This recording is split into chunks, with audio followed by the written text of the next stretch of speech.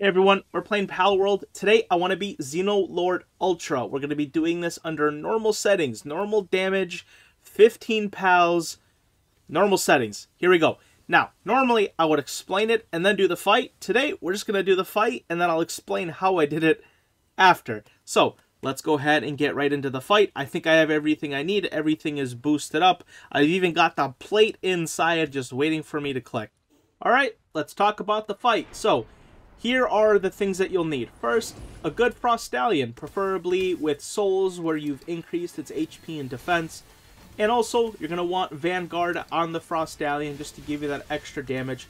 Of course, when you ride the Frost Stallion, it applies ice damage to your attacks, which is extra effective against Xenolord. You'll also want 4 Gobfins in your party. Same thing, along with Vanguard, to basically increase the amount of damage that you're doing. So it's as far as your pals. As far as your gun, you're going to want the strongest thing you can get your hands on. Although to do the fight, you will likely need something like a legendary plasma cannon, legendary multi-guided missile launcher, or a legendary rocket launcher. The plasma cannon, in my opinion, is by far the strongest. The only bad thing about it is it doesn't home in on your enemy. But the opposite is also true with the multi-guided missile launcher. Oftentimes, a lot of your rockets don't end up hitting where they need to be. So, I prefer the legendary plasma cannon if you get your hands on it. As far as food, of course, you'll want to eat a burger to increase your damage, and then use the carbonara on the pal that you're riding, along with all of the pals in your base that are actually fighting Xenolord. That is going to be extremely important. So what I did before the fight, I went through all like 100 plus pals that I could potentially use in this fight, and I went ahead and fed them all carbonara, of course, to increase all of their defenses. That's super important. As far as your equipment you're going to want to use, go ahead and put on your 3 attack pendants, the epic, the, all of the ones, the basic. Get all 3 on, and then the last slot you can really do kind of whatever you want. There's a couple of rings that basically make you more resistant to attacks. If you're scared of getting really hit, like really badly, go ahead and grab one of those rings. But I just usually use one of the amulets or pendants that give me extra defense, just to make it easy. So that's as far as your equipment is concerned. Of course, you're going to want to be level 60 max, level. And then make sure that you have obviously your attack maxed out, your HP maxed out, things of that sort, so you can hit as hard as you can. Then it comes the pals at the actual base itself. So as you can see, I am using a lot of Frost Stallions, once again, for that ice effectiveness. They do a lot of damage. They're legendary pals you can catch out in the overworld that already come preloaded with Ice Emperor and Legend, which are 2 of the best passive skills that you're going to want anyway when breeding. So I think it's easiest just to make a whole team of Frost Stallions. Along with that, Jet Regons are not... I wouldn't use Jet Regons as your main team, but your Jet Regons, it's a good idea to make a couple of those too. And again, I'll talk a little bit about that more after the fight, as far as like more in detail of the strategy. But as you can see here, I have multiple bases in one area. My main base has all of my greatest Frost Stallions, and then around the base I have 3 bases, all filled with either Frost Stallions or Jet Regons. And you can see there a bunch of the Jet Regons from a different base moving into the battlefield. That is because Xenolord does something wonderful. He spawns a bunch of smaller enemies, and you might say, how is that wonderful? Well, because he spawns them around his perimeter, they often tend to hit pals in other bases to aggro them, bringing them into the fight. So, again, Frost Stallions are really good. Jet Regons are surprisingly effective in getting hit and then killing off the little creatures that get spawned. So that's really good. So you'll want Frost Stallions. And then as far as the passives, like I said, they kind of already come with Ice Emperor and Legend. You're also going to want either Serenity, Musclehead. I know there's a new one, something that starts with Demon. That's also really good. If you can get that one, go ahead and do that. But usually Serenity, Musclehead is what I go for. And then the pals themselves, make sure to have them obviously level 60 and then condense them to 3-star or 4-star. The difference between the two is about 5% in, I think, HP. So it's honestly, from 3-star to 4-star is not a huge deal, but if you're having a lot of trouble with the fight, then you might have to. But yeah, get everyone to a minimum of 3-star condensed, and then obviously use souls specifically on attack, defense, and HP. Don't worry about work speed. That's not that really, you know, it's not going to affect a raid. That's going to more affect like Anubis's working around your base. And as far as how many, obviously this depends on if you're doing it in normal settings like me or if you're doing it on non-normal settings. Since I'm doing it on normal settings, I'm going to want a minimum of 15 Frostallions and probably 45 Jetragons. But if you can get more Frostallions, wonderful. If you can get more Jetragons, wonderful. Just get as many as you can. But just know, you'll likely have to replace some of your team because they do get incapacitated. Now, the last part of my strategy, and this is from a video I found, I think from the PAL professor, using the new PAL healing units. So, apparently, those heal a PAL around 10% every single second. So I put in my main base with my really strong Frostallions, I put 15 of those, and then what you're going to do, it's not going to be all Frostallions. You're going to want a couple of PALs that transport the really beat up Frostallions over to the PAL pods to heal. So you can use either Bastigors, but what I'm going to be using is the Jetragons because they do it pretty great, and it's pretty easy to get ones that are already pretty good. And again, a lot of this is just trying to do this in the easiest way possible, which is not easy. I'm saying like, oh, just get great Jetragons, but it's the easiest out of all of the options in my opinion. So out of the 15 slots, I have 12 Frostallions with 3 Jetragons with their basically attack disabled using the podium. So their only job is to carry. They don't actually attack, and that's so they can stay focused on their job. So whenever a Frostallion gets hurt, they will get carried over to the PAL healing unit and stay there, get healed, and then jump back into the fight, which is super nice. And the reason this is important is because these Frostallions, these 12, are much stronger than the other ones. So I want to keep these alive, and this essentially just keeps the battle going until you get to the end right here. As you can see it, I still had plenty of time to kill the Xenolord. Now, I will say, I can't claim every single fight is as good as this. Alright, and just to prove it, I'll show you a time-lapse of some of the fights that didn't go as well. And really quickly, before this ends, the 2 other great things about this strategy is if you die, you have lots of bases to teleport to super close around you. So that helps if you do die. And the other thing that I forgot as far as boosting your pals, use the research and make sure you have all of the base pal buffs done. Okay everybody, we're here after the fight. Now let me go ahead and once again go through a lot of those things that I talked about because I went through them pretty quickly. Let me go a bit more depth again. A lot of this is going to be repeated, so if that's all you needed, you can feel free to click off the video.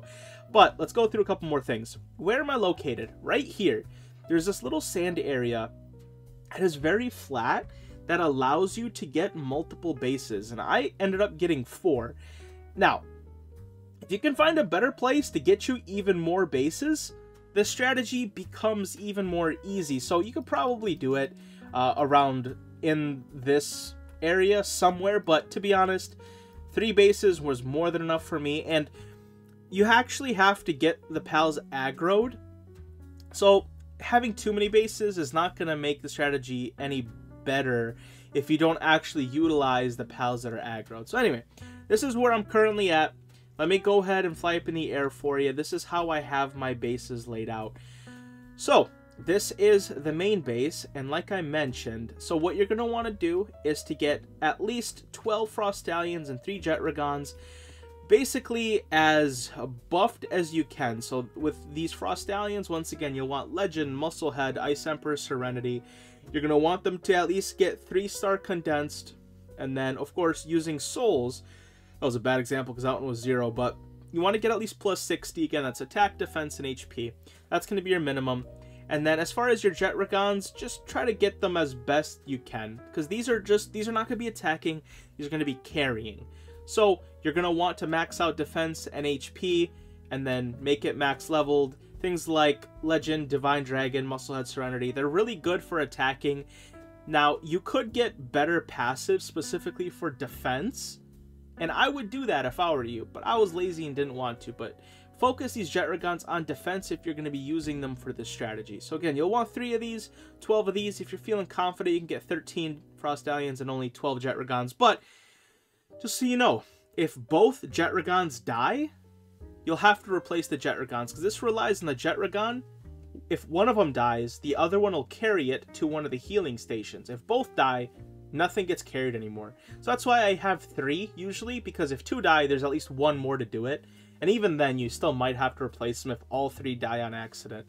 But that's essentially the strategy. You're going to want to keep 1 Frost Stallion on yourself, preferably one that has Vanguard. I forgot where I put the one that I ride. It's probably around here.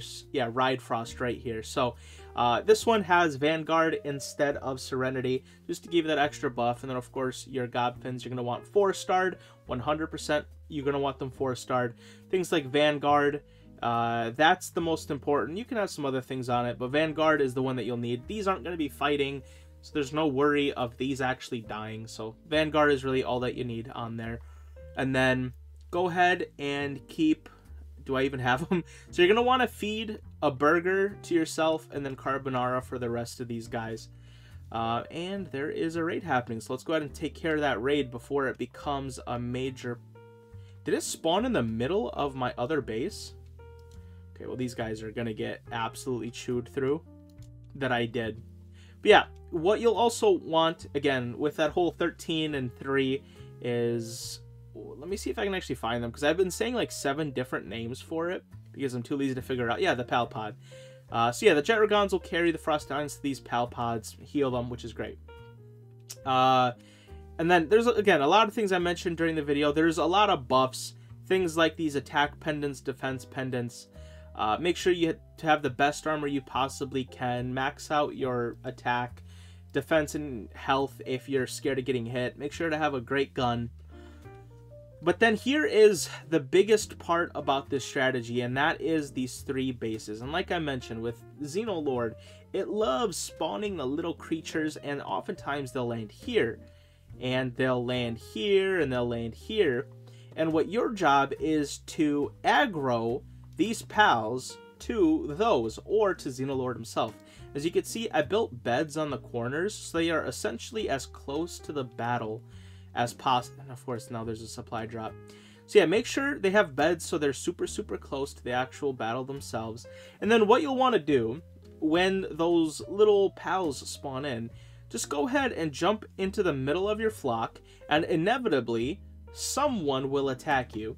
And if a single one of these gets hit, all of them aggro and they start attacking. You probably saw in the footage of me fighting it that at many points, all of my Jet Regons just kind of jumped in and started like basically like ganking the Xenolord. And now, here's what I will say. This is completely legit. I am in normal settings with a max of 15 pals in the base. But that doesn't mean you can't have extra bases and add another 15 pals into the fight in normal mode. That's all I'm going to say. So this, and for some reason I haven't seen a lot of people do this method. I think it's a lot harder for raids that don't spawn in the little people, but because there's so many things attacking, it's pretty easy to get everyone aggroed. And now, the other thing that I mentioned, let's just say you die. What's wonderful about the strategy is as long as you stay around one of these, you die, you can spawn at this, that one, or that one. So it's pretty nice. The extra pals also tend to take care of those little pals that spawn in, so you don't have to even fight them. I saw a lot of strategy of like how to get rid of them quick. You don't need to get rid of them. Have your pals get rid of them. That way you don't have to do anything and you can focus more time on attacking the Xenolord itself. Now, I feel like I'm like missing something. Oh, you know what's the other big one? The pal research. Let me see if I even... Can I build it right here? That would be... So if you take a look at the PAL research, and this is something that I didn't look at originally and I kind of felt dumb, there's a lot of these PAL base defense power, PAL base attack power. make sure to have all of these, because I think it gives you like plus 18% to your pals, which for such a heavy fight, that's quite a bit. Alright, and as far as kind of last final tips that may seem a little obvious, but aim for the head. It's a critical. If you can aim for the head, do it. And that's also why I love my plasma cannon so much, because unlike the multi-guided missile launcher, you can't really pick. With the plasma, you can pick, and you can pick to hit it in the head, which is a lot of extra damage. If you're really also worried about dying, go ahead and keep some of those high-quality health potions with you. That might help. Look, if I forgot a thing or two, please tell me in the comments. There's a lot of things you can do to min-max this fight, but once it's all said and done, you get your rewards. So you get another Xenolord Ultra Slab, you get a couple of power fruits, and the most important, you get the Xenolord head, which is probably the coolest looking helmet in the game. Sadly, it doesn't give you much, but it looks super sick. So, I'm gonna go ahead and end the video off here. This was kind of like an actual episode, but also kind of a tutorial. If you guys have any questions regarding the fight or the strategy or anything, I'll try my best to answer in the comments. Just let me know. I'm pretty active in there, y'all know. So ask away. I hope this helps.